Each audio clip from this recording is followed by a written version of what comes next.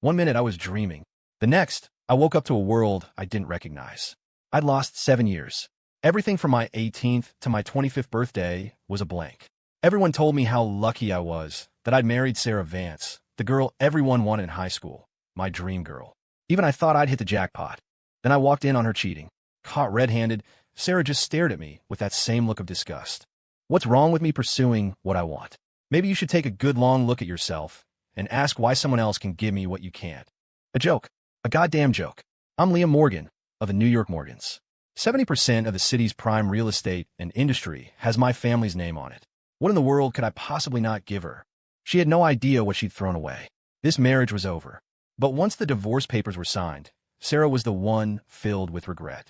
I opened my eyes to a blinding white ceiling and the sterile, chemical smell of a hospital. I blinked, and a sharp, shooting pain flared up from my left leg. Ow! Mr. Liam, are you all right? Arthur, our family's estate manager, was at my bedside. Arthur? What happened to me? You were in a small traffic accident, sir. Thankfully, you weren't going very fast. It's just a minor fracture in your left leg. You should be fine after a couple of months of rest. I scowled and swore into my breath. Since when is the protection on a Lamborghini so pathetic? I was barely moving. How could it break my leg? Arthur paused for a moment, then chose his words carefully. Sir, you were hit by a car while riding your e-bike. The driver made a turn without signaling and failed to yield to you. The police have taken them in for questioning. An e-bike? What the hell was I doing on that piece of junk? Have I lost my mind? Well, Arthur's expression turned grave, as if he'd just heard something deeply concerning. I looked around the plain, quiet hospital room and felt a surge of anger. Seriously? What's with those clowns I call friends? I get hit by a car, and not one of them shows up. I reached for my phone instinctively, but my hand froze. My phone should have been the latest iPhone 16 Pro Max with the largest storage capacity. What I pulled from my pocket was a slightly beat-up, old-model Android. The screen was covered in a web of fine scratches. It looked like it had been used for years. My brow furrowed. Why had I ever been this down on my luck? With my family's influence, every time a new model was released, suppliers would be tripping over themselves to send us the latest, top-of-the-line phones. Why would I use the same phone for 2 or 3 years? Arthur, what the hell is going on? He cleared his throat. Sir, do you know what year it is? Of course I do. It's 2017, I answered automatically. What are you talking about?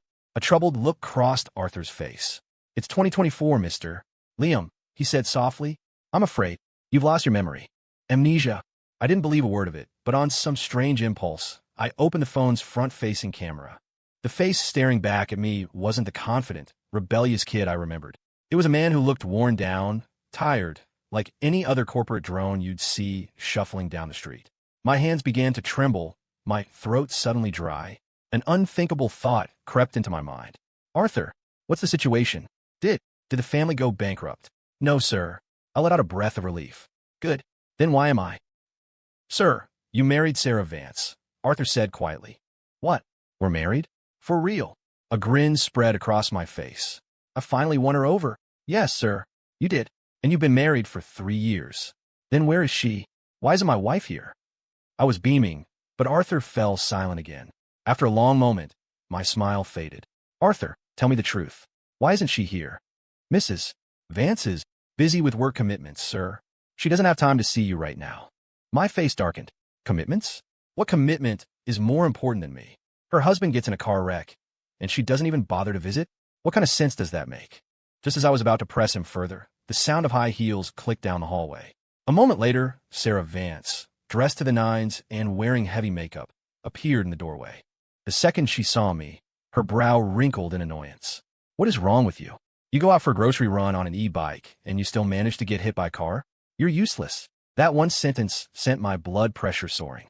The woman standing before me was a world away from the pure, down-to-earth Sarah I remembered from high school. The Sarah in my memory was like an angel, untouched by the world, full of integrity, kindness, and ambition. This woman's face was etched with the shrewdness and materialism of the corporate world, and a cold, calculating ambition. Do you have any idea how busy I am? She snapped. All I asked you to do was cook and bring me lunch, and you get into an accident? You're pathetic. I fought to keep my anger in check. He hit me. Sarah waved a dismissive hand. If you were watching where you were going, you wouldn't have gotten hit. It's your own carelessness. The guy made a sudden right turn from the straight lane without signaling and didn't yield. How is that my fault? Oh, Spare me the details, she scoffed. The cops already called me. The driver is willing to settle for $5,000. I took it. End of story. I stared at her in disbelief. Sarah, the man broke my leg. A real settlement for this would be worth 100,000, no, 1,000,000, easily. And you settled for $5,000. It was clear then. She didn't just not care about me. She didn't give a damn about my health or my life. In her eyes, I was worth a measly $5,000.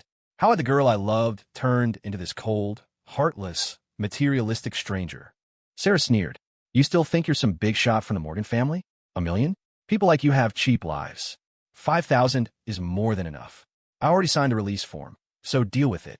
She glanced at Arthur, then back at me, her voice sharp with irritation. It's just a minor injury. Do you really need to hire a private nurse? What a waste of money. A waste? I looked at the designer handbag and clothes she was wearing. Her outfit alone was worth over $30,000. A private nurse for a day costs maybe $300 to $500, and she wouldn't even spring for that? Was I really her husband? I was starting to doubt everything Arthur had told me. Liam, I'm talking to you. Fire the nurse. Are you deaf? My brows knitted together. Sarah, you didn't used to be like this. 7 years. Was that all it took to turn an angel into this? I couldn't understand it. The past? Who cares about the past? The doctor told me it's just a fracture. You don't need to be in the hospital. Get discharged and go home. There's a mountain of housework waiting for you. Housework? In the Morgan household, I never had to lift a finger for that sort of thing. What was going on? Had I been doing all the chores for her since we got married? And she mentioned cooking, bringing her lunch, getting hit while grocery shopping. So that's what my life had become. I'd humbled myself to do things I'd never done before. And all I got in return was her contempt? It made no sense. I had a million questions, but Sarah had no patience for them. I'll let it slide that you didn't bring me lunch today, but by the time I get home from work tonight, I expect dinner to be on the table. Got it. With that, she turned on her heel and strutted out. The room fell silent again. I clenched my jaw. Arthur, what in God's name happened over the last 7 years? Tell me everything, and don't leave out a single detail. I had to know. Did I really check my brain at the door for 7 years just to put up with this crap? It turned out that after we graduated high school, Sarah had made a big speech about how she wasn't interested in the shallow, glittering world of trust fund kids. She wanted a simple life, something real. I, like a fool, believed her. I created a backstory about my family's fortune having collapsed, cut off contact with my old friends, and never went back to the Morgan estate, all to get closer to her. For 4 years of college, I worked part-time jobs to pay my way, using the money I earned to buy her thoughtful, time-consuming gifts. She was touched, and we naturally got together. The year we graduated, we met each other's parents, got married, and decided to build a life together in New York.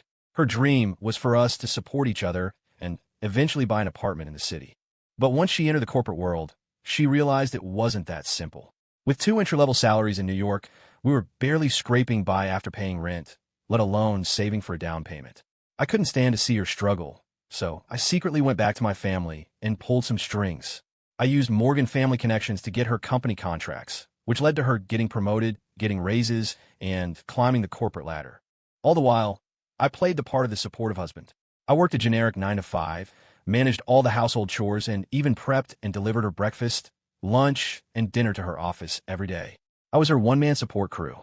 I never forgot what she said. A simple life is what's real. Those words kept me going for 7 years. I never imagined that money would corrupt her just as much. As her position and salary grew, she started to look down on an ordinary guy like me.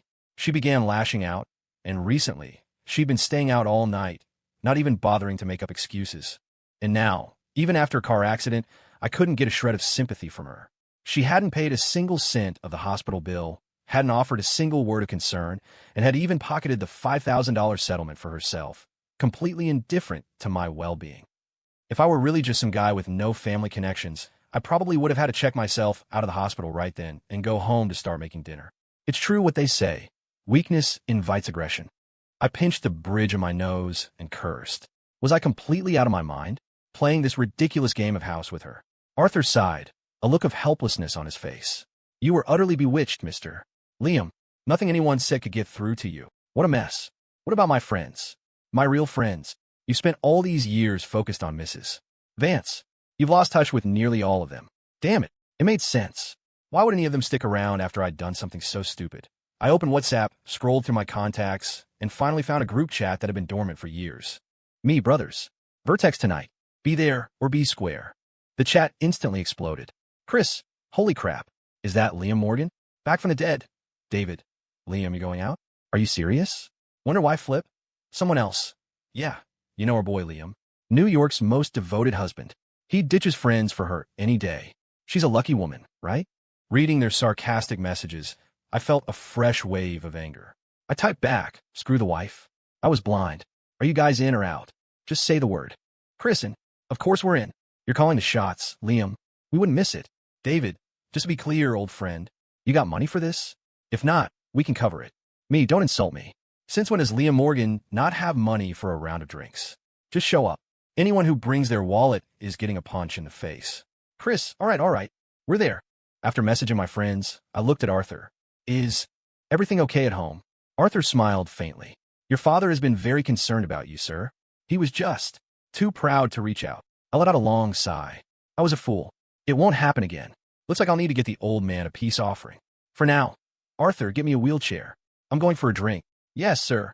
A thoughtful gesture. Arthur stepped into a quiet corner, pulled out his phone, and discreetly sent a text message before going to find a wheelchair. On the other side of the city, Robert Morgan, head of the Morgan family, read the text. His eyes welled up with tears. That damn kid, he muttered, his voice thick with emotion. He finally knows the way home. Later that night, at Vertex, the lights were dim, the dance floor was packed, and beautiful women moved to the rhythm of the music, their faces lit with smiles. And I was stuck in a wheelchair, watching this familiar yet foreign scene unfold. Hey, Liam, don't look so down. Chris clapped me on the shoulder. Once your leg heals, we'll take you out for a real night on the town.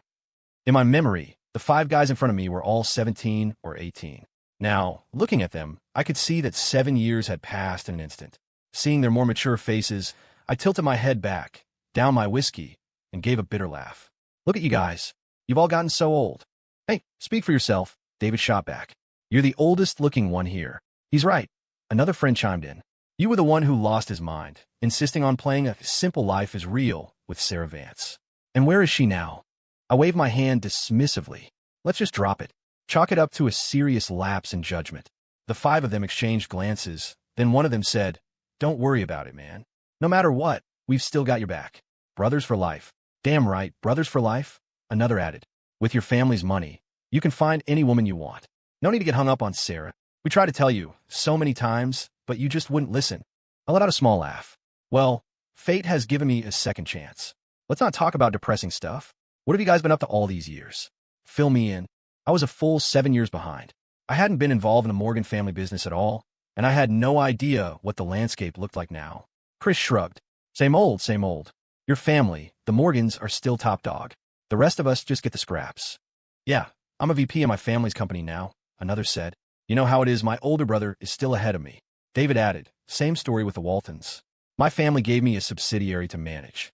The money's good, but I'm still not involved in the core business. We've been friends for years. They all knew what I was really asking. Don't worry about it, Liam, Chris said. You haven't fallen that far behind. If you go home now, they'll definitely take you back. I smiled. I'm the only heir. They don't really have another choice. Exactly. Still, I couldn't believe how I'd messed up. I should have gone to Columbia, gotten a degree in finance, maybe done an MBA abroad, and then come back to take over the family business. Instead, I followed Sarah to Hunter College to study education. What a waste. I was way behind, but I was confident I could catch up fast. After getting a better sense of where things stood, David, as usual, had a few women join our table for drinks. The mood was light, everyone laughing and joking. It should have been a great night, but then things took a turn. Chris, a little drunk, squinted at a table across the room. Hey, isn't that your wife, Sarah? We all turned to look. There she was, dressed in a stunning, tight-fitting dress, holding the arm of a man in his 30s, heading toward the VIP section. My brow furrowed. Before I could say anything, my friends were already pushing my wheelchair in their direction. Oh, Mr. Wallace, you're always so witty. I really have so much to learn from you. The man, Mr. Wallace Jr., had a beer belly and a receding hairline, the very picture of a sleazy executive. But Sarah was practically sitting in his lap, without a trace of disgust on her face. A cold numbness spread through me. Was this really the same Sarah who claimed to be above the shallow materialism of the world? Mr. Wallace's eyes were gleaming with unconcealed lust, but he just laughed loudly. Not as much as I've learned from the brilliant Miss Vance tonight. Sarah giggled in response. Anyone watching would have thought they were a couple. Even though I now knew exactly what kind of person she was, I couldn't stop the rage from boiling up inside me. Sarah, what are you doing here? She froze, then turned her head in disbelief. Liam, what are you doing here? She had the audacity to ask me that.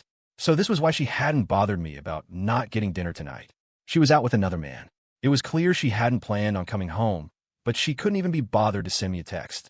It just proved how insignificant I was to her. I clenched my fists. You haven't been coming home lately. Is this what you've been doing? To my shock, she looked even angrier than I was. What are you talking about? I'm networking. I told you to stay home and do your thing, not come out here and embarrass me. She even turned to apologize to Mr. Wallace. I'm so sorry, Mr. Wallace. This is my husband. He's been going through some things lately, and he's a bit on edge. I hope he didn't offend you. Mr. Wallace waved a magnanimous hand. Not at all, not at all. I'm not one to get worked up over little things. His tone implied that I was the one getting worked up. Sarah turned her fury back on me. You're lucky, Mr. Wallace is so understanding. Do you have any idea what's going on? I'm the one out here, working my ass off to build a career and support this family. All you know how to do is buy groceries and cook. Look at you now. Do you even look like a man anymore? She was just getting started. In every other family, the man is the one out there providing, while the woman takes care of the home. But you're content to let me go out and suffer. You see me like this, and instead of reflecting on your own failures, you have the nerve to blame me. Her twisted logic was so infuriating, I started to tremble. Sarah, you were practically sitting on his lap, and you have a nerve to tell me you're just networking? Do you think I'm an idiot? Her face flushed slightly. It's dark in here. You saw wrong. Chris let out a scornful laugh. You think everyone here is blind? At least make your lies believable. Sarah raised her voice. This has nothing to do with any of you. And you, Liam, what did you promise me? You said you wouldn't hang out with these trust fund kids anymore. Have you forgotten? I closed my eyes, a chilling emptiness spreading through my chest. Sarah, you once told me that a simple life was the only thing that was real. You said you didn't want all the glitter and gold. Do you still believe that? At this, a sarcastic smile twisted her lips. She looked me up and down, her tone dripping with disdain. We're adults, Liam. Why are you still saying such childish things? You think this is still college? That's ridiculous. Are those naive words going to put food on the table? As if remembering something, she straightened her back, a new confidence in her voice. Liam, it's because you stayed so naive that after 3 years of working, you're still stuck with a mediocre salary. Do you have any idea how disappointed I am in you? I opened my eyes and stared directly at her. Let's put all that aside for a moment. I want you to look me in the eye and tell me the truth. Is there anything going on between you and Mr. Wallace? Have you ever, even for a second, thought about leaving me for him? My question was blunt. Everyone at the table stared at Sarah, the unspoken pressure mounting. She met my gaze with a look of utter contempt and finally decided to burn it all down. What's wrong with me pursuing what I want? Maybe you should take a good long look at yourself and ask why someone else can give me what you can't. Huh. Her words hung in the air, followed by a dead silence. Having thrown caution to the wind, Sarah continued her tirade, her voice dripping with sarcasm. Liam, I know your family used to have a little money, otherwise you wouldn't know these trust fund kids. But times have changed. Your family's best days are long behind you. Why are you still acting like their lapdog? They're only hanging out with you because they think it's fun to humiliate you. Hey, shut your damn mouth. Well, not like that. Chris couldn't hold back anymore. You're the one who messed up, and now you're trying to shift the blame to us? You have no shame. Sarah scoffed. If you were really his friends, you'd stop messing with him. Isn't his life pathetic enough as it is? He's like a lost puppy, and you're still leading him on.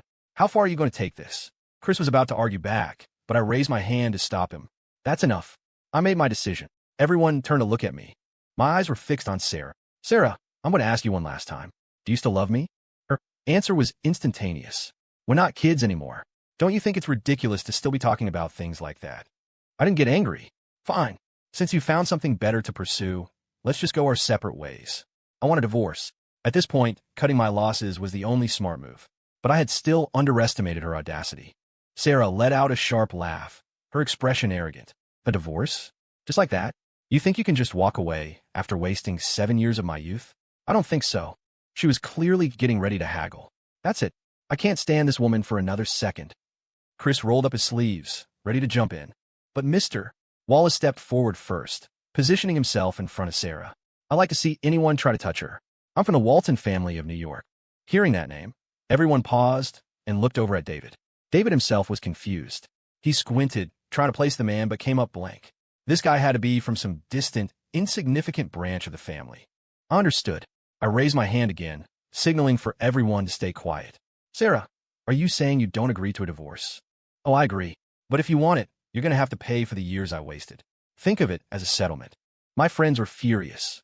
In their eyes, I'd given up the Morgan family fortune and wasted 7 years of my own life for this woman. And now she had the nerve to demand a settlement from me. But I remained perfectly calm. Fine. How much do you want? Sarah looked me up and down with disdain. Seeing as you've been struggling all these years, you probably haven't saved much. Your salary isn't exactly impressive. I won't make it too hard on you. $120,000. Give me that, and we'll get divorced tomorrow. A chill went down my spine. $120,000. The number was specific, and it was exactly the total amount of my savings over the past 7 years. She had been tracking every penny. When did she start planning this? After she started working? Or was it even earlier, back in college? A cold feeling crept over me. Even without my memories of the last 7 years, this woman felt like a complete and utter stranger. Sarah was still talking. Liam, don't think I'm being greedy or materialistic. I was the most sought-after girl in school. You're getting 7 years of my youth for just 120 grand. You're the one getting a bargain here. She continued. Besides, that amount is just a little more than my monthly salary, but it took you 3 years to save it. Tell me, how are you in any position to be with me? Don't be stingy. Let's just end this cleanly. I'd rather not make things ugly. I let out a bitter laugh and nodded slowly. Fine. We'll go to the courthouse tomorrow and finalize the divorce. Sarah eyed me suspiciously, then added, we'll need to go to notary first. How'd I know you won't back out? Back out? Me? Liam Morgan, the sole heir to the Morgan fortune, backing out over a mere $120,000? The daily interest on just one of my accounts was more than that. Only someone like Sarah would meticulously plan to squeeze such a small amount from me. I nodded. A notary it is. Tomorrow morning, 9 o'clock, at the courthouse. Don't be late. With that, I gestured for my friends to wheel me away, bringing the confrontation to a close.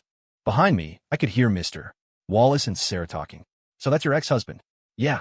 Can you believe it took him 3 years to save up just $120,000? I must have been blind to choose him back then. Seriously, a woman with your talent should be earning millions a year. Why would you ever settle for a loser like that? They didn't bother to lower their voices, and their words carried clearly to us. Chris shot a look at David.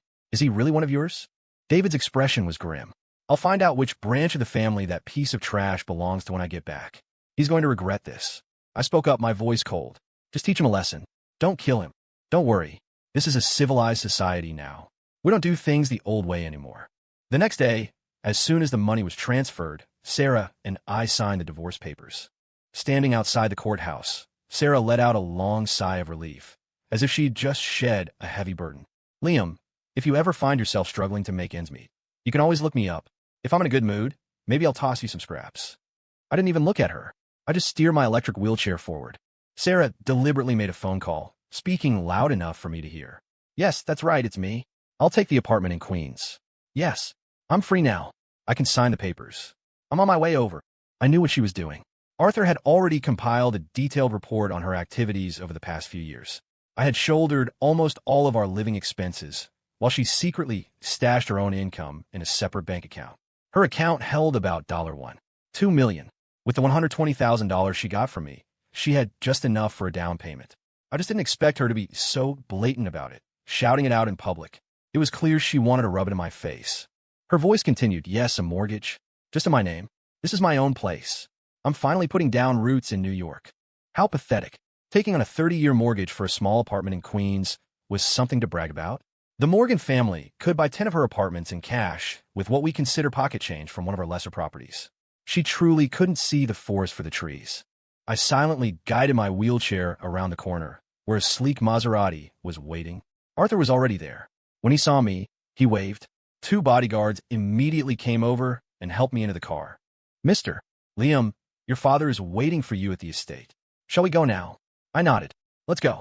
It's time to face the music. At the Morgan family estate, the atmosphere was heavy with a solemn silence. Arthur pushed my wheelchair into the grand living room, where my father, Robert Morgan, was waiting. He sat with a stern expression, his face dark. So, you finally remembered the way home.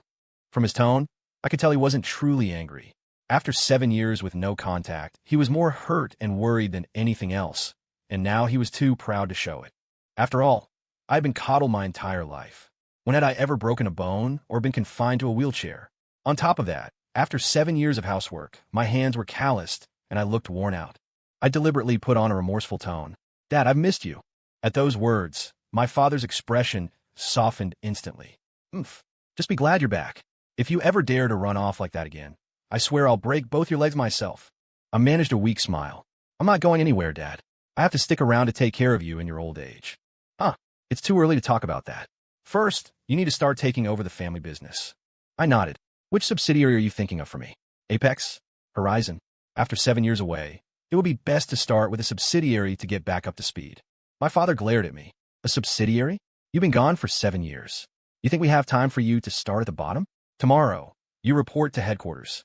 I've already arranged for people to bring you up to speed. Having someone to guide me was certainly better than figuring out on my own, but I worried it might be too much, too soon." I was a bit surprised. "Won't that look like favoritism? You're my only son. Who else would I give it to? Now stop talking nonsense, you little brat. The sight of you is giving me a headache. Get yourself to headquarters and start working, or I'll throw you out for good." He was yelling, but his words were all in my favor. I grinned. "Yes, Dad, I won't let you down." Things moved quickly. The very next day, I made a grand entrance at the headquarters of Morgan Industries. Naturally, my arrival was met with a chorus of whispers. "So that's Robert Morgan's son? He looks older than I expected. Why is he only just now joining the family business? Is there some kind of story there? You guys don't know? I heard he ran away from home a few years ago for love. He was gone for 7 years. What? Why would anyone do that? If I were born into the Morgan family, I'd be smiling from ear to ear every day. Why would he ever run away from home? You know, these rich kids, they're always chasing after things like happiness and true love. Not like us. We can't even find someone decent to marry." I glanced in the direction of the whispers, and the group of employees immediately lowered their heads, avoiding my gaze. I didn't mind.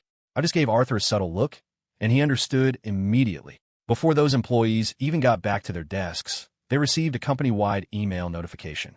Subject: Professional Conduct Reminder Memo. Discussing the private affairs of senior management is unprofessional and will not be tolerated. The monthly bonuses for all involved parties have been forfeited. A wave of groans spread through the office. Are you kidding me? This new Mr. Morgan Jr. is so petty. He's docking our bonuses just for a little gossip? That's completely unreasonable.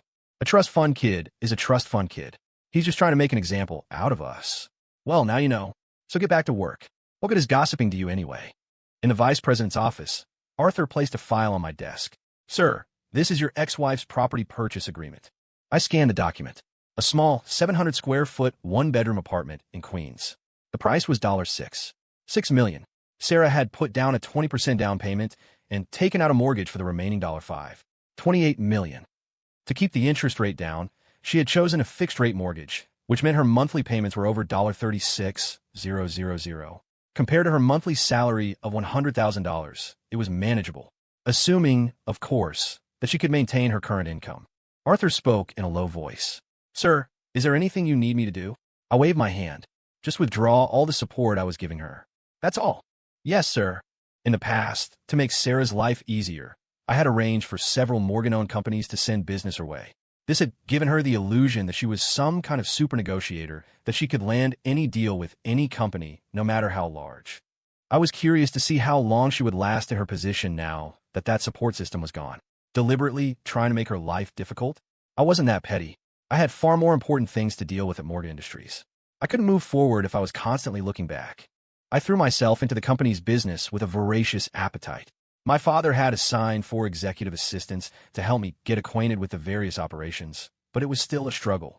There were plenty of other Morgan relatives from branch families who had been eyeing the heir apparent position during my 7-year absence.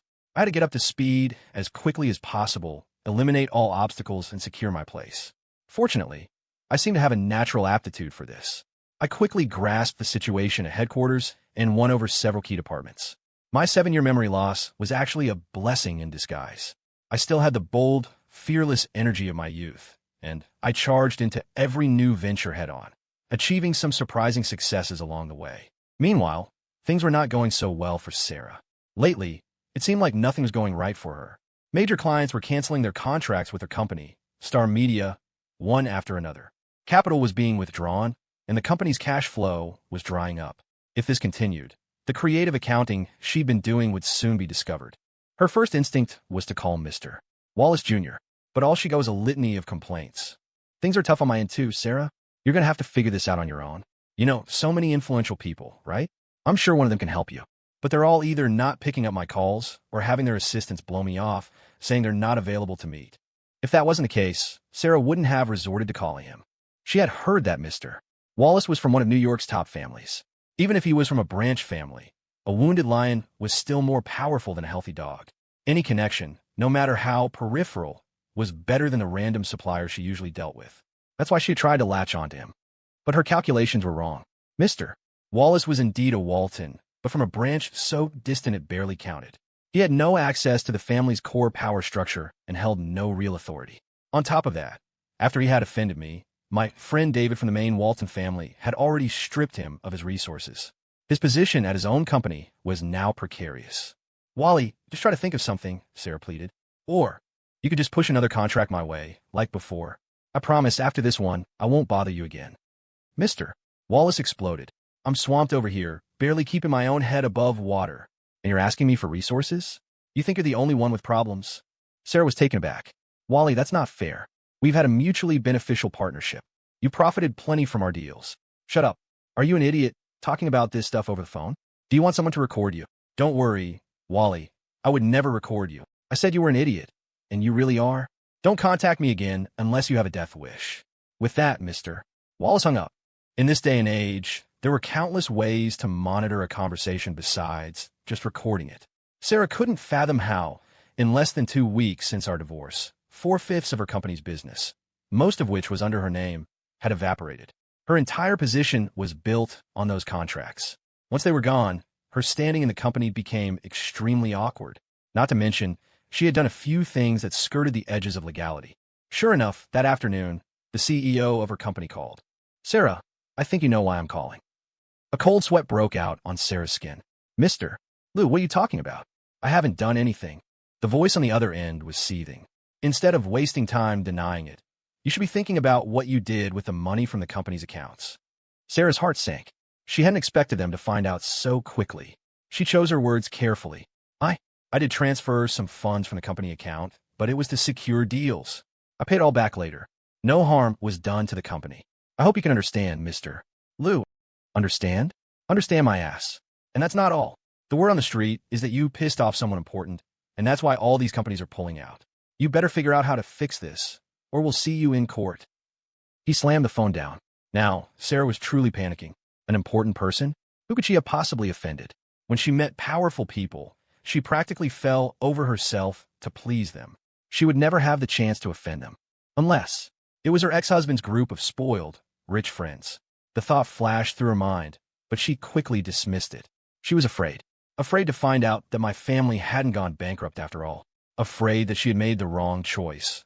That she had thrown away the opportunity of a lifetime. No, it can't be them, she muttered to herself.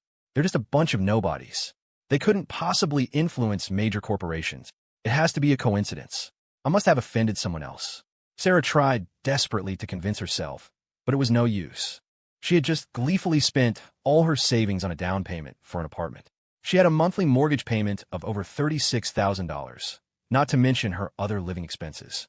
If she lost her job now, what would happen to her mortgage? If she couldn't make the payments, the bank would foreclose. She would not only lose her apartment and her savings, but she might even owe the difference if it sold for less at auction. All her years of hard work would be a joke. No, she couldn't accept that. Sarah decided to try contacting the former clients again. If she could just salvage a few of the contracts, she might be able to hold on her job. Hello, this is Sarah Vance from Star Media. We've met before. Hello, is anyone there? The line was either busy or dead. A few days ago, the companies that were avoiding her would at least pick up the phone and make an excuse. Now, they weren't even bothering to answer. Even someone as unperceptive as Sarah knew something was wrong. The pressure from her own company was mounting. She couldn't just sit back and wait for the axe to fall. She had to take action. Her first target was Seacoast Logistics. In the past, their partnership had been the largest, with deals worth hundreds of millions. Sarah had earned substantial commissions from them. If she could just secure this one major client, everything else would be manageable. At the Seacoast Logistics office, the receptionist looked at Sarah with a troubled expression. I'm sorry, Our president is out of the office today. Perhaps you could come back another time. Sarah knew it was just an excuse. She set her jaw. I'll wait for him. I don't care how long it takes. Well, please wait a moment. I'll try calling him again. Finally, after the receptionist made a few calls, the president of Seacoast agreed to see her. But he would only give her 10 minutes. The president was a portly, middle-aged man. Sarah had a well-practiced routine for dealing with men like him. She was about to lean in close, using her feminine charms to her advantage, when he cut her off with an impatient wave of his hand. Ms. Vance, the decision to terminate our contract has been made by the entire company. It's due to poor performance on multiple fronts and a lack of incoming orders on our end. There are no other external factors, as you seem to think. He glanced outside, then seemed to soften his tone slightly. We'll reconsider and communicate further once we've had time to develop a new solution. We will contact your company then. Please be patient. Sarah grew anxious. I know someone must have told you not to work with us. Please, just reconsider. The supplier's expression hardened, but Sarah pressed on. Star Media's rates are some of the most competitive on the market. We're an established company with a proven track record. There are so many benefits to partnering with us. Why won't you even consider it? She talked a big game. If you're not satisfied with the rates, we can negotiate. Or perhaps you're looking for a kickback. At the mention of a kickback, the man's face turned livid. You think this is about a kickback? The product quality is similar across the board. There are dozens of companies in New York. Why in the world would Seacoast work exclusively with you? You people never look at your own shortcomings and always try to take shortcuts. A company like yours is not one Seacoast can afford to be associated with. Please leave. Sarah was stunned. She had always believed that her success in landing deals was due to her company's superior product and her own silver tongue. When in doubt, offer a kickback. As long as the kickback was generous and the perks were good, there was no deal she couldn't close. But this situation was different. The supplier looked down at her condescendingly. Ms. Vance, I can't believe after all these years, you're still so naive. Did you really think you landed our contract back then because your company's product was so exceptional? Then was it because you were interested in me? The man's face soured. You're giving yourself too much credit. Someone influential told me to sign with you and made it worth my while. That's the only reason I did it. Otherwise, a small-time company like Star Media wouldn't even be on Seacoast's radar. You were dreaming. Someone influential? Who could it be? An impossible figure flashed in Sarah's mind, but she quickly shook her head. No, it couldn't possibly be that loser. In her mind, her ex-husband was a settled case, a man with no potential for greatness. Making Sarah believe that I had been the one helping her was harder than making her eat dirt. Ms. Vance, if you don't mind, please leave now.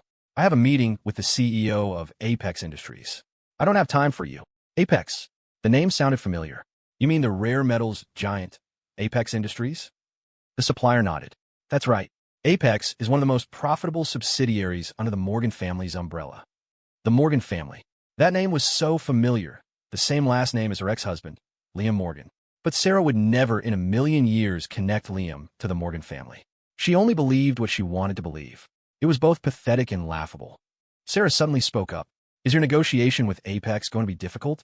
Of course. That's the Morgan family we're talking about. They have more money than they could spend in 100 lifetimes. In their eyes, a company like Seacoast is nothing but an ant. Hearing this, Sarah's confidence returned. Then let me handle the negotiations. You? Why would I let you? Do you think you can do it? The supplier eyed her skeptically. Sarah puffed out her chest. Just give me a chance. If I can land this deal for you, you'll resume your partnership with Star Media. How about it? Looking at her confident expression, the supplier was momentarily swayed. The person who had told him to give her business in the first place must have had some connections, right? With that thought, he relented. So that's your game. All right, fine. I'll give you one shot. If you can close the deal with Apex, I'll reinstate our contract with Star Media. Back at Morgan Industries headquarters in the vice president's office, there was a knock on the door. Come in. Mr. Morgan Jr., you wanted to see me? The man who entered was our company's chief financial officer, Greg, a cousin from a branch of the Morgan family and one of my main rivals for power. He was my uncle's son. I looked at him with a faint smile. Greg, I've reviewed the last quarter's financials. You've done an excellent job. Greg looked wary. Mr. Morgan Jr., if you have something to say, just say it. His caution was understandable. Since joining the company, I had cleaned house, removing several family members from their positions. Since we're both smart people, I won't beat around the bush. I slid a file across the desk. Colluding with outsiders, embezzling company funds. Aren't the Morgan family shares enough for you? What are you talking about? That's nonsense. Greg angrily snatched the file from the desk. The more he read, the paler he became. You, how could you? No, I didn't do this. I calmly sipped my tea. You know whether you did it or not. We're family, so I don't want to make things ugly. You know what you have to do, right? Greg's expression shifted, his clenched fists rising and falling. After a long internal struggle, he finally spoke. I will resign from my position as CFO immediately and await the family's arrangements. I nodded. You'll still receive your share of the family dividends. As for your voting shares, sign this contract and transfer the proxy rights to me. Greg gritted his teeth. This contract would put him in a completely powerless position. But if the things he had done were exposed, he could face 10 years in prison. Then he wouldn't just lose his shares. He wouldn't see a dime of the dividends either. And he'd be behind bars. Greg scribbled his name on the contract, then shot me a look of hatred. Well played, Mr. Morgan Jr. You've only been here a month, and you're already making such big moves. Aren't you afraid the people below you won't accept it? I smiled faintly. That's not something you need to worry about. After all, my father was still alive. No matter how bold my moves were, I had his backing. Even if I was too harsh, people would just dismiss it as youthful recklessness. In fact, the regular employees would probably support me more. The ambiguity of the past few years, with no clear successor, had been bad for the company. Everyone was too busy picking sides to focus on their work. After he left, Arthur leaned in and whispered, Sir, it's almost time for your appointment at the Apex subsidiary. I maneuvered my electric wheelchair away from the desk. Let's go. The trash at headquarters was mostly taken care of. It was time to check on the subsidiaries. In the lobby of Apex Industries, Sarah excitedly followed the supplier from Seacoast. The process had been a bit rocky, but this was a lifeline for her. If she could help Seacoast land the Apex deal, her job at Star Media would be safe, her problems would be solved, and her position would be even more secure. And Sarah looked around the opulent Apex lobby at the constant stream of visitors, her eyes gleaming. Apex was a company with an annual revenue in the tens of billions. Not just Star Media, but even a company the size of Seacoast was like an ant in comparison. If she could catch the eye of one of the executives here, her future would be set. Sarah trembled with excitement. She could almost see herself popping champagne in a penthouse overlooking Central Park. The Seacoast supplier approached the front desk with a fawning smile. Hello, is Mr. Sutton available? The receptionist maintained a professional smile. I'm sorry, may I ask who is calling? I'm from Seacoast Logistics. We had an appointment. The receptionist checked her records, then smiled politely. I'm sorry, I don't see an appointment for you. Perhaps you could try scheduling another one. It was then that Sarah realized that to a company like Apex, an appointment with Seacoast Logistics was insignificant. Her conviction that Liam Morgan had absolutely no connection to Apex grew stronger. And she thought, if a giant like Apex had to bow to the Morgan family of New York, then the scale of the Morgan family's power must be unimaginable. And Liam Morgan was just a useless, obedient doormat. He couldn't possibly have any connection to the real Morgan family. The supplier looked dejected and was about to give up when Sarah spoke up confidently. We'll wait in the lobby. Mr. Sutton has to leave work eventually. As long as we can see him, I'm confident I can close this deal. Hearing her confidence, the supplier felt a glimmer of hope. Really? Then I'm counting on you. The two of them found a corner in the lobby to sit and wait, full of confidence. They waited from morning until afternoon, but no one came. Meanwhile, the man they were so eagerly waiting for, Leo Sutton, the president of Apex, was frantically arranging the reception for me. The entire upper management of Apex was in chaos. Where is it? Is the afternoon tea from Mr. Morgan Jr. ready? It's ready. Coffee flown and fresh, pastries from a five-star hotel, and snacks specially customized. Everyone knew I had a particular fondness for a limited edition snack from a certain company. It had been discontinued for years, but they'd spent a fortune to restart the production line just to make a new batch for me. The level of importance Apex placed on my visit was clear. Listen up, everyone, Leo Sutton warned. When Mr. Morgan Jr. arrives, no one says a word out of line. He may have been out of the game for 7 years, but he went straight to headquarters upon his return. That shows you how much his father values him. Someone at headquarters gossiped about him and got a whole month's bonus docked on the spot. Then they were demoted. In the past month, a lot of Morgan family members at headquarters have been dismissed and had their proxy rights revoked. The rest are trying to get transferred out. Leo Sutton's face was grim. You all better keep your mouths shut. I want to keep my job here at Apex. Apex was a cash cow. Many Morgan relatives would kill for his position, and Sutton had no intention of being sent away to some remote post in Africa or Siberia. Yes, Mr. Sutton. Don't call me Mr. Sutton. When Mr. Morgan Jr. arrives, you will all call me Leo. Understood, Leo. Just then, an assistant leaned in and whispered something in Sutton's ear. Sutton's brow furrowed. What? Seacoast Logistics? Never heard of them. And they're waiting in the lobby now? Get rid of them immediately. I don't want them causing any trouble when Mr. Morgan Jr. arrives. But, Leo, it might be too late. Mr. Morgan Jr.'s car is already at the entrance. Damn it. Those two better not cause any trouble, or I'll make them regret it. With that, Sutton rushed downstairs with his entourage. It had only been a month, and my leg had healed considerably, but I still couldn't walk for long periods. Fortunately, the electric wheelchair was very convenient. The hum of its motor echoed through the grand lobby of Apex. The Apex employees, already briefed, held their breath and stared in the direction of the sound. Here he comes. Is that Mr. Morgan Jr.? Wow, he's so young. But why does he look so mature and composed? I heard he spent 7 years on his own, working his way up from the bottom. He's seen the real world, endured hardships, and learned a lot. So that's why he was away from a Morgan family for 7 years? I see. That's some serious dedication. Okay, everyone be quiet. We don't want him to overhear. Just as everyone expected me to proceed smoothly to the elevator, a figure stepped in front of me. Leah Morgan, what are you doing here? Sarah didn't lower her voice. In fact, she deliberately raised it, so everyone could witness my humiliation. I raised an eyebrow. I hadn't expected our first meeting in a month to be under these circumstances. What's it to you? What's it to me? Do you even know what kind of place Apex Industries is? What gives you the right to be here? I know. It's just one of my family's subsidiaries. What's the big deal? We have at least 7 or 8 other companies of this scale. Have I ever bragged about it? I was genuinely confused. Sarah scoffed. Since you know what a big deal Apex is, what are you doing here, causing trouble? Then she slapped her forehead as if having a sudden realization. Oh, I get it. Your last name is Morgan, and the New York Morgans are also named Morgan. So when you said your family had fallen on hard times all those years ago, you must have meant your insignificant branch of the family went broke, right? So what are you doing at Apex now? Trying to kiss up to the main family? How pathetic. I watched with amusement as Sarah's imagination ran wild. I had spotted her in the lobby before I even entered, and I was curious to see if the past month's struggles had changed her for the better. But it seemed she had only gotten worse. Did she really see me as a punching bag who would just take her abuse without fighting back? It seemed I had been seriously underestimated. Liam, I suggest you go back where you came from. A major corporation like Apex would never allow a poor relative like you to come begging. If you have any self-respect, you'll go out and get a real job. Even waiting tables or washing dishes would be better than this.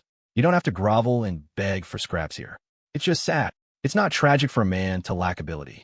What's tragic is his inability to face reality and know his place.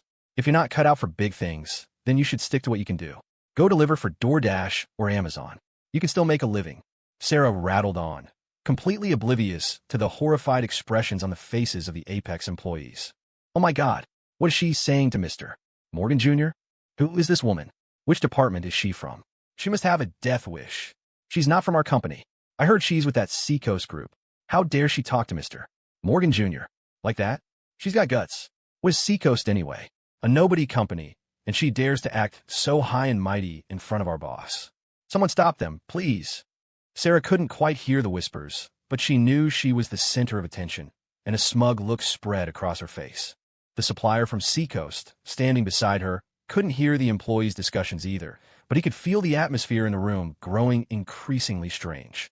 He quickly pulled Sarah aside and whispered, "We're in their territory. Let's not make a scene. We still have to talk business with Mr. Sutton." Sarah nodded. "Don't worry. This is just my useless ex-husband. He's probably here looking for a handout. I'll just tell him off, and he'll be on his way. He won't get in our way." She said it with such confidence, as if she held the power of life and death over me. The supplier glanced at me from a distance. After returning to the Morgan family, my natural air of authority had returned. Even from across the crowded lobby, he could see that I was no ordinary person. Even sitting in a wheelchair, I exuded a presence that made him feel small. He found it hard to reconcile the man he saw with the useless ex-husband Sarah described. Maybe we should just let go. It's better not to stir up trouble. Sarah patted his shoulder. "Don't worry, he won't dare to say a word." At that, I couldn't help but laugh out loud. "Sarah, you've really given me a new appreciation for the term desperate and vicious. What's that supposed to mean? Are you insulting me?" I shook my head. The lower a person is on the social ladder, the more they crave the feeling of control over others. People like you, who have never tasted real power, are the most desperate for it. I looked up at her. It's just that. You've picked the wrong target. Just as I finished speaking, a ding sounded from the executive elevator. Sarah, who was about to lash out at me again, immediately turned her head, her face lighting up with excitement. Leo Sutton, the president of Apex Industries, emerged from the elevator with a large group of people, striding purposefully in their direction. Seeing him, Sarah forgot all about her useless ex-husband and hurried to meet him with the Seco supplier. She confidently stepped forward, struck her most professional pose, and leaned in suggestively. Leo Sutton, the president, I presume? It's an honor. In her imagination, Sutton would look her up and down, ask with interest what she was doing there, and then invite her out to dinner. It was a move she had used countless times on portly, middle-aged suppliers, and it had always worked. But to her surprise, Sutton didn't even glance at her. He walked right past her. Sarah's smile froze on her face. For the first time in her life, she doubted her own charm. So this was the president of a major corporation? Such presence, such vision. Before she could finish her thought, she heard Sutton's voice from behind her, trembling with excitement. Mr. Morgan Jr., you've arrived? A large crowd of people swarmed around my electric wheelchair, each one of them bowing respectfully, waiting for me to speak. I nodded. Yes, I just came to take a look around. Sutton wiped a bead of sweat from his brow, his expression slightly guilty. Mr. Morgan Jr., from what you've seen so far, are you satisfied? I gave a meaningful look in Sarah's direction. At first glance, it seems acceptable. However, the management of the lobby could use some improvement. Sutton immediately understood. He shot a harsh glare at Sarah, then noticed the Seacoast supplier beside her. Understanding dawned on him. You're from Seacoast Logistics? Didn't I explicitly reject your meeting request? Why are you still loitering in our company's lobby? The supplier broke out in a cold sweat. He stammered, well, we were just hoping to talk to you again. There's nothing to talk about. Leave now, and don't let me see you again. Otherwise, you won't be doing business in New York anymore. Hearing this, the Seacoast supplier didn't dare say another word. He grabbed Sarah and practically scrambled out of the building. Sarah was left with a whirlwind of questions. She didn't understand why Sutton would call me Mr. Morgan Jr. She didn't understand why Sutton seemed to hold me in such high esteem. She didn't understand. Hadn't my family gone broke? How could I be receiving such a grand reception from the president of Apex? But the Seacoast supplier didn't dare to look back. He just dragged her away. After dealing with them, Sutton turned to the receptionist. For your failure to manage the lobby, you will forfeit this month's bonus. The receptionist looked innocent but didn't dare to argue. Arguing in front of me would be professional suicide. After taking care of everything, Sutton turned back to me with a fawning smile. Mr. Morgan Jr., are you satisfied now? I nodded. I didn't come here to nitpick over small things. I know your company's performance has been excellent, but when performance is good, you can't let the details slide. Sutton bowed his head. Yes, of course. You're absolutely right. There were at least a few hundred employees in the lobby, all watching as their normally imposing President Sutton was being reprimanded like a dog by me, not daring to utter a single word in his own defense. It wasn't until I followed them into the elevator and disappeared from view that they dared to speak. Wow, so that's Mr. Morgan Jr.? So young and so impressive. Of course, the Morgan family is the #1 family in New York. I heard almost 70% of the city's major industries are under their name. The money they have in the bank is enough to rival a small country, and the family has branches in every industry. In the direct line of succession, Mr. Morgan Jr. is the only heir of his generation. All the branch family members have to respectfully call him the young master when they see him. Oh my God, so powerful. I can't even imagine how amazing it would be to marry a man like that. Stop daydreaming. The line of women waiting to marry him probably stretches to Paris. Just get back to work. Hey, you're right. People like us shouldn't even be thinking about gods among men like him. Outside the Apex Industries building, the supplier who had just escaped finally caught his breath. Damn it, you almost got me killed today. Who the hell is your ex-husband? Sarah's brow was tightly furrowed. After a long moment, she finally spoke. He's just some spoiled kid from a branch of the Morgan family. His family went broke years ago. He's so poor he's practically begging on the street. And he still puts on such an act. Is the president of Apex blind? Why is he pandering to a loser like that? Hearing this, the supplier's heart went cold. Even a blind person could see that my identity was anything but simple. Yet Sarah remained stubbornly delusional. and he had actually thought she was someone important. He must have been blind himself. The supplier stood up straight. You ruined my business today. I won't even bother settling the score with you. But the partnership between our two companies is over. And don't you ever come looking for me again. A moronic woman like her was best kept at a distance. At his words, Sarah panicked. Why? Is it because of my useless ex-husband? The supplier snorted. It's not just because of him. With your lack of perception, it's a wonder you ever became a manager at your company. It's so absurd. Who would dare to do business with you? But at least tell me, who was it that told you to sign the contract with me in the first place? If she couldn't latch on a Seacoast and Apex, she could always find another powerful connection. Sarah's thinking was simple. It must have been one of her admirers who had arranged the deal for her. Otherwise, why would a company like Seacoast sign such a large contract with an unknown like her? The supplier sneered. It was someone from the Morgan family who told me to sign with you. I thought you had some connection to them, which is why I brought you here. I never expected you to screw up my deal. What rotten luck. The Morgan family? Sarah's eyes widened. She couldn't remember knowing anyone from the New York Morgan family. Could it really have been her ex-husband? No, impossible. In Sarah's limited memories of me, I was always the unaccomplished, spoiled rich kid whose family had a little money, which went straight to his head. He drove a basic model BMW or Mercedes, not even a sports car, let alone a real luxury vehicle. What kind of rich kid was that? He couldn't possibly be connected to the real Morgan family. What she didn't know was that in my youth, to prevent me from being spoiled by money, my father had limited my monthly allowance to $500,000. The large sums in my bank account were all in long-term deposits that I couldn't access without my parents' permission before I came of age. That's why she had the impression that my family had some money, but not a lot. After all, who would have thought that the Morgan family, with its billions in annual revenue, would give their only heir a mere $500,000 monthly allowance? Now, no matter how hard Sarah racked her brain, she couldn't think of any other Morgan she knew. With her relationship with Seacoast severed, she had to find another way out. She couldn't afford to be laid off. Damn it, it's all that bastard Liam Morgan's fault. Even after the divorce, he won't give me a moment's peace. What a scumbag. Sarah cursed, then immediately started looking for her next target. But after half a month of trying, she still hadn't landed a single new contract. She had contacted so many companies that my friend started calling me. Chris's voice was full of mockery. Yo, Mr. Morgan Jr., I hear your ex-wife isn't doing so well lately. Is this your handiwork? I chuckled. Do I seem like such a petty person? Of course you do. Everyone knows you're not one to let a grudge go. I nodded. And you think my revenge would be this light? Of course not. Is there anything we can do to help? Just say the word. I smiled. You'll find out in a few days.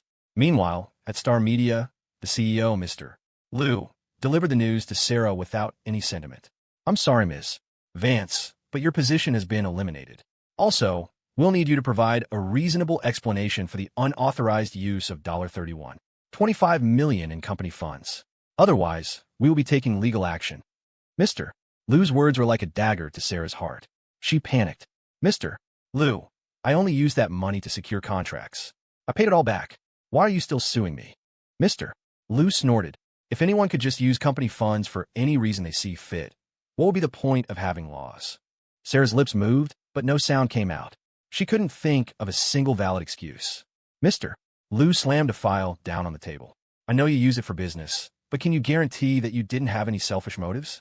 Let me ask you, with a monthly salary of only $100,000, how did you manage to maintain a lavish lifestyle in New York and save up over $1 million for a down payment on a house? Sarah panicked, not daring to even look at the file on the table. She had no idea that it was the very same file Arthur had compiled and sent to Mr. Lou's email. Mr. Lou sneered. If you don't want me to sue you, fine. Just pay back all the kickbacks you took within a month. Otherwise, we'll see you in court. All the kickbacks? Sarah's face went pale. She had taken over $800,000 in kickbacks. Before, she could have easily paid it back, but all her savings were tied up in her house. She didn't have any cash on hand. Mr. Lou, could you give me some more time? More time? If I hadn't discovered what you were doing, were you ever going to pay it back? And you want more time? The fact that I'm letting you pay it back to avoid a lawsuit is the most generous extension you're going to get. Mr. Lou threw the termination letter on the floor. Don't even think about anything else. Ms. Vance, please pack your things and leave my company now. Don't make me call security to escort you out. Hearing this, Sarah stumbled out of the office and ran out of the building. She was in a full-blown panic. Paying back over $800,000 in a month? Even when she was making $100,000 a month, it would have taken her the better part of a year to earn that much, and That's not even counting living expenses. This was a death sentence. But if she didn't pay it back, Star Media would sue her, and she would go to jail. If she went to jail, she couldn't pay her mortgage, and the bank would foreclose on her house. She would truly have nothing left. At this point, finding a new job was not her priority. Borrowing money was. Her first thought was Mr. Wallace Jr. She immediately called him. "Hey, Wally, are you free to meet?" At the St. Regis. Although their last encounter had been unpleasant, the promise of a beautiful woman at a hotel was something Mr. Wallace couldn't resist. He readily agreed. They met for dinner at the hotel, then got a king-sized room. What happened next was self-evident. Afterward, Sarah finally brought up the real reason for her call. "Wally, I have a little favor to ask." Mr. Wallace was still basking in the afterglow. He knew what she wanted. He nodded. "Go on. How much do you need?" Sarah nodded. "Not much. Just $1,800,000 to pay back the company, and the other $200,000 to cover her expenses while she looked for a new job." At her words, Mr. Wallace's expression changed instantly. "$1 million? You got some nerve." He was willing to sleep with her because she was young and beautiful. It was a simple transaction. He had thought that if she asked for 100 or 200,000, he would give it to her. But $1 million? Was she worth that? Sarah grew anxious. "Wally, I'm not asking you to give it to me. I'm asking to borrow it. I promise I'll pay you back with interest in a year.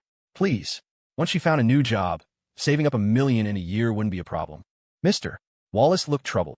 "Sarah, it's not that I don't want to help you, but things have been tough for me at the company lately. They've been cutting my benefits left and right, try to push me out. I think someone's just jealous of my talent and want to get rid of me." Others might not know, but Sarah knew Mr. Wallace Jr. all too well. Talent? He had none. He owed everything to his family's wealth and power. But now, with her back against the wall, Sarah had no choice but to play along. "With your abilities, Wally, I'm sure you'll be back on top in no time. $1 million is nothing to you. Just the cost of a nice dinner. Please, just lend it to me." Mr. Wallace was getting annoyed. "I really don't have $1 million. If you're that desperate, I can give you $100,000 to tide you over. Don't worry about paying it back. We all fall on hard times, right?" His tone was like he was talking to a beggar. Sarah's patience was wearing thin. "$100,000 is just 1 month's salary for me. If that's all I needed, I wouldn't have come to you." "Oh, so now you're playing hardball? $100,000 is all I've got. Take it or leave it. If you don't want it, I'll save myself the money." Mr. Wallace pulled out a checkbook, scribbled a number, and tossed the check on her. "It's late. I've already paid for the room. If you're tired, you can stay here." With that, he got dressed and left, clearly having lost all interest in her. Sarah slammed her fist on the coffee table. Why? Why is the whole world against me? She couldn't believe the man she had thought was her ticket to a better life was so stingy. The more she thought about it, the angrier she got. In the past, she wouldn't have even bothered with a mere $100,000. But now, with things as they were, it was better than nothing. The next morning, she got up early and went to the bank to cash the check. Meanwhile, I was busy inspecting one of the Morgan family subsidiary companies when I got a call from David. His voice was lewd. "Liam, guess what I found out?" My brow furrowed. "Spit it out. I'm busy." "Hey now, I know you're a busy man, Mr. Morgan. Taking over all those family companies must be exhausting. Why don't you let your buddies help you manage a few?" I scoffed. "Yeah, right. You can barely handle one Walton subsidiary, and you want to help me?" David chuckled. "Hey, I was born for the easy life. So what did you find out?" "You remember that Mr. Wallace Jr. guy, the fat one? That's him. I found out he and Sarah went to the same hotel. Got a king-size room." A wave of disgust washed over me. "Why are you telling me this? You're going to make me lose my lunch." Here's the fun part. I checked the hotel security footage. Less than 20 minutes later, Wallace storms out of the room, looking furious. The next day, $100,000 is withdrawn from his account. 20 minutes? They barely had time to get undressed. That's what Sarah was into now. Back in the day, she wouldn't even give the most popular guys in school the time of day. The allure of money really was powerful. My expression was neutral. $100,000 for one night. He overpaid. David chuckled. That $100,000 isn't going to solve the mess she's in at her company. What do you think she'll do now? Her problems are none of my business. What are you going to do about Wallace? David's voice suddenly turned cold. We're planning on opening a few branches in Africa to expand our overseas market. I think he'd be perfect to lead the charge. Good. Then it's settled. I owe you one. I wasn't worried about Wallace refusing. For someone born into a powerful family, being cut off from that family's power, money, and connections is a terrifying prospect. To hold on to the little power and money he had, Wallace would have no choice but to go to Africa. What are you talking about? We're brothers. We chatted for a bit longer, then hung up. The office was silent. I flipped through a few pages of a contract, then called out, "Arthur." Arthur appeared instantly. "Mr. Morgan Jr., you called?" I nodded. "Make the preparations. It's almost time to close the net." "Yes, sir." A look of admiration crossed Arthur's face. He walked to a quiet corner, wiped a tear from his eye, and murmured, "The young master is truly grown up. His decisive methods are just like his grandfather's." The moment I realized my mistake, I had immediately turned back. I hadn't used any illegal means to get my revenge. Sarah's downfall was entirely her own doing. With that kind of decisiveness and action, the Morgan family was sure to prosper for another 3 generations. My plan for Sarah didn't end there. From the moment she decided to buy that apartment, she had walked right into my trap.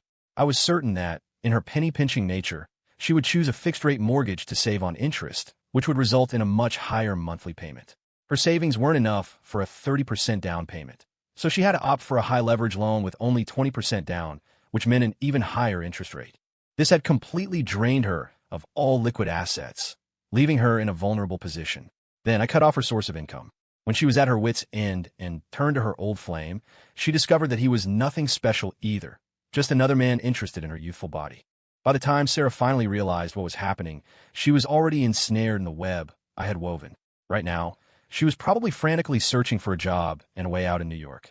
She was like a headless chicken, sending out resumes and going on interviews, trying to escape the pressure. But she soon discovered that no company in the city would hire her. After all, the 6 major families of New York had all made it clear that she was not to be given a chance in this city. Who would dare to defy us and hire her? It would be suicide. Besides, Sarah's abilities were mediocre at best. She wasn't worth the risk. After half a month of searching, Sarah realized that she couldn't even land a $5,000 a month internship, let alone a high-paying job. The deadline from Star Media came and went, and a court summons arrived as expected. If she was convicted, her life would be over. Desperate, Sarah had no choice but to put the apartment she had owned for less than 2 months on the market. She just wanted to sell it, get some money to settle things with her former company, and then figure out her next move. But when potential buyers heard that the owner was selling so soon after buying, they all suspected something was wrong. No one was willing to take a huge risk on a property with little potential for appreciation. Sarah was so stressed, she developed sores on her mouth. The court date was getting closer, and she had no choice but to follow her real estate agent's advice and lower the price again and again. But the more she lowered it, the more suspicious people became. It was a vicious cycle. It wasn't until she had dropped the price by nearly $1 million that someone was finally willing to buy it. Once the money came through and the bank had taken its share of the loan principal and interest, Sarah was left with only about $400,000. With the $100,000 from Mr. Wallace and the money she got from selling her designer bags and jewelry, it still wasn't enough. She had to take out some high-interest online loans to finally scrape together enough to pay back Star Media. The company finally dropped the lawsuit. Arthur respectfully handed me the deed to the property. "Sir, just as you predicted, the woman sold her apartment at a loss. Here is the deed." I glanced at it. A property of this caliber was beneath my notice. This could be the grand prize at this year's company holiday party. A $5 or $6 million property was something I could earn in a matter of seconds. I only bought it to make a point. Whatever that woman had taken from me, I would take it all back. She had to learn that you don't mess with the Morgans. Sarah was back to square one. She could no longer afford a beautiful apartment and had to cram into a $1,500 a month basement room. She could no longer afford designer clothes and had to wear cheap, discounted items. She thought she would one day make a comeback. But with a record of embezzling company funds, New York companies were even more reluctant to hire her. But she was too proud to go back to her hometown and work a regular job. She would rather die. Sarah still believed she was destined for a bigger stage, a place where she could realize her ambitions. So, she started frequenting the city's high-end establishments, 5-star hotels, and exclusive clubs, serving the rich and powerful, hoping to stumble upon a business opportunity. But business opportunities aren't that easy to come by. Sarah soon realized she was wrong, terribly wrong. She had grown up in an ordinary family and had only ever known ordinary working-class people. The truly wealthy don't mix business with pleasure. The children of legacy families, born with silver spoons in their mouths, spent their days in these exclusive venues discussing one thing and one thing only: where to eat, drink, and play next. There were no valuable connections to be made here, no secrets to be gleaned. But Sarah was stubborn. She refused to give up. Time slipped away. She continued her fruitless efforts, falling deeper and deeper into debt. With no other choice, she took on multiple jobs, shuttling between 5-star hotels, serving drinks and food. The daily grind soon eroded her initial ambitions, and she lost herself in the monotony of menial tasks. One day, as she was mechanically carrying a tray of drinks, she heard a familiar voice. "Mr. Morgan Jr., I heard you just bought that plot of land on the east side. A whopping $70 billion. What are you planning to do with it?" I just smiled. "Nothing special. I just thought it was a nice piece of land, so I bought it.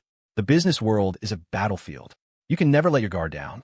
I wasn't about to tell him I was planning to build a new luxury resort on that land. Once completed, it would generate billions in annual revenue, paying for itself in less than 2 years, and then turning a massive profit. Another person at the table joked, "Come on, Liam, we're all friends here. No need to be so secretive. Tell us what you're planning. Maybe we can get a piece of the action." I waved my hand dismissively. "It's nothing, really. 70 billion is just a drop in the bucket." As we were talking, someone blocked our path. I looked up, surprised. It was my ex-wife, Sarah. The man next to me frowned. "Are you a waitress here? Get out of the way. You're holding up Mr. Morgan Jr. Do you have any idea how much his time is worth?" Sarah's mouth opened, but no words came out. Her face turned a deep shade of red. Tears welled up in her eyes, a mixture of regret and grievance. Her voice was hoarse when she finally spoke. "Liam, so when you said your family went broke, you were lying to me all along." The people around me were shocked. "Mr. Morgan Jr., you know her?" My expression was cold. I just said, "We have a past. It's nothing." Seeing my expression, no one dared to joke about it. But Sarah put her tray aside and threw her arms around me. Her voice trembled. "Liam, I know I was wrong. I shouldn't have treated you like that. It was all my fault. Can we get back together? Please? Let's get remarried." The jaws of everyone around us dropped. They couldn't believe that the formidable Mr. Morgan Jr., a legend in the business world, was only 25 or 26 and already divorced. And his ex-wife was just an ordinary person. No one could tell which prominent New York family she belonged to. In my presence, no one dared to whisper. They all held their breath, afraid I would lose my temper. But I just smiled faintly. "I'm sorry, but I don't think I'm pathetic enough to forget the pain you caused me and take you back." Sarah looked pitiful. "Let's just let the past be the past, okay? Liam, you love me, right?" I sneered. "You calling me a loser, taking my savings, divorcing me, and kicking me out. Should I just let all that go too?" At my words, the entire room fell silent. The people around me couldn't imagine anyone daring to treat the sole heir of the Morgan family like that. Sarah's face went stiff. She couldn't speak. I continued. "You thought you were set for life once you latched onto Mr. Wallace Jr.? Did you think his transfer to Africa was just a coincidence?" Hearing this, realization finally dawned on Sarah. "It was you. You sent him to Africa." I smiled faintly. "What? You miss him that much? I can send you to Africa for free, if you'd like." Fear finally gripped Sarah. She took a step back, shaking her head violently. No, that's not what I meant. I was out of my mind back then. Yes, he tricked me. Liam, you have to believe me. I've only ever been devoted to you." I knew she was truly regretful and afraid. But she wasn't regretting hurting me or failing to cherish me. She was regretting not realizing how rich I was. She was regretting not using my status to marry into the Morgan family and live a life of luxury. She was regretting her own blindness, her failure to exploit the love I once had for her. This woman's values have been twisted ever since she entered the corporate world. I brushed some imaginary dust off my suit. "It doesn't matter. There are plenty of women who are devoted to me. You're not special. You, Liam, don't you love me anymore?" "Love? Sarah, you're 26 years old. Aren't you embarrassed to still be talking about such childish things?" I looked down at her. "Weren't you the one who stood in the middle of Vertex and told me that love was ridiculous in front of all those people? And now you're here talking to me about love? Don't you think that's laughable?" Sarah's expression changed again and again. But the past 6 months had been hell. She was drowning in debt, and she didn't want to live like this anymore. A single word from me could pull her out of this mess. Even if it meant being publicly humiliated and ridiculed, she would take it. She knew that now. I was the only one who could save her. This woman had always been the same. She gravitated toward whoever could offer her the most. And to think I had actually believed her when she said she wanted a simple life. She was a great actress. "Liam, I really know I was wrong. Please come back to me. I'll even be your mistress. I don't care. I really do love you." Sarah's words were choked with tears, but I just waved my hand. 2 waiters immediately came over and forcibly dragged her away. "Our apologies, Mr. Morgan Jr. We will ensure nothing like this ever happens again." I nodded. "You don't have to be too hard on her. Just make sure she gets paid what she's owed." "Yes, sir. Understood. Don't mistake my actions for kindness. After today's incident, Sarah wouldn't be able to find a job as a waitress in New York even if she wanted to. Every door in this city was now closed to her. On my 28th birthday, all the prominent families of New York gathered to celebrate. In front of everyone, my father officially handed over the reins of the Morgan family to me. He also arranged a suitable marriage for me. I used to scoff at the idea of arranged marriages between powerful families. Now, I see the logic in it. If you marry someone who isn't your equal, there will always be ulterior motives involved. When you marry someone from another powerful family, the only goal is to strengthen both families. And who's to say an arranged marriage can't be a happy one? I looked at my fiancée, smiling radiantly by my side. She may not be head over heels in love with me, but she is my perfect match. I'm confident that with our mutual support, our two families will continue to prosper for generations to come.